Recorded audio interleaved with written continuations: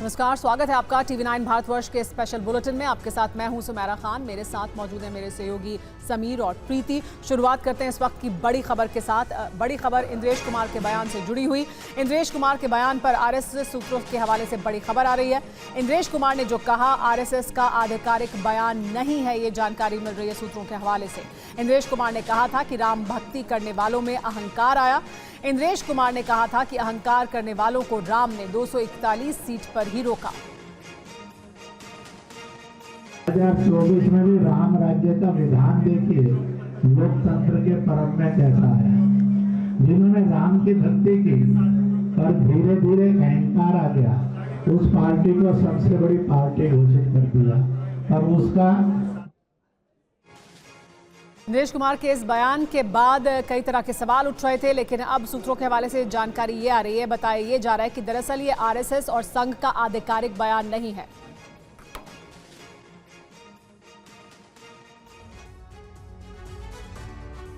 और वहीं संघ प्रमुख मोहन भागवत के बयान पर आरएसएस ने कहा, संघ प्रमुख का बयान सरकार को लेकर टिप्पणी नहीं थी। भागवत ने कहा था, सेवक अहंकारी नहीं हो सकता।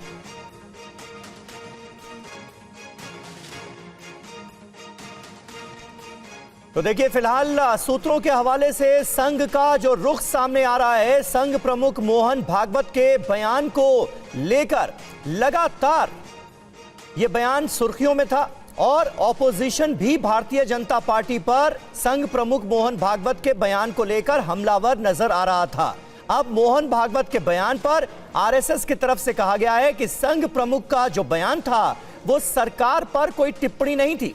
भागवत ने दरअसल ये कहा था कि सेवक अहंकारी नहीं हो सकता, जो अहंकारी हो गया वो फिर सेवक नहीं हो सकता। इस बयान पर ऑपोजिशन ने भारतीय जनता पार्टी को घेरा था और अब आरएसएस की तरफ से यह कहा गया है कि मोहन भागवत का बयान सरकार को लेकर टिप्पणी नहीं माना जा सकता। और आइए आपको आरएसएस की राष्ट्रीय कार्यकारिणी के सदस्य इंद्रेश कुमार का वो बयान सुनाते हैं जिस पर सियासी हंगामा मचा है।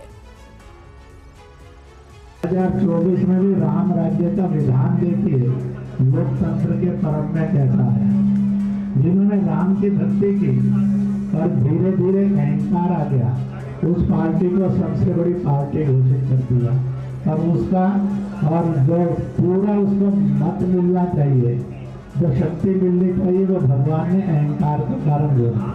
जिन्होंने राम का विरोध किया, उनमें से किसी को भी शक्ति नहीं दी, सब मिलकर भी नंबर 1 इन्होंने नंबर 2 पर खड़े कर दिए। इसलिए प्रभु का न्याय बड़ा विचित्र नहीं है, बड़ा सत्य है, बड़ा आनंददायक है। इसलिए जिस पार्टी ने भक्ति की, अहंकार आया, उसको 241 पर रोक दिया, पर सबसे बड़ी बना दी। जिनके अंदर राम की अनास्था थी, अश्रद्धा थी, और उनको सबको मिलकर 234 पर रोक दिया।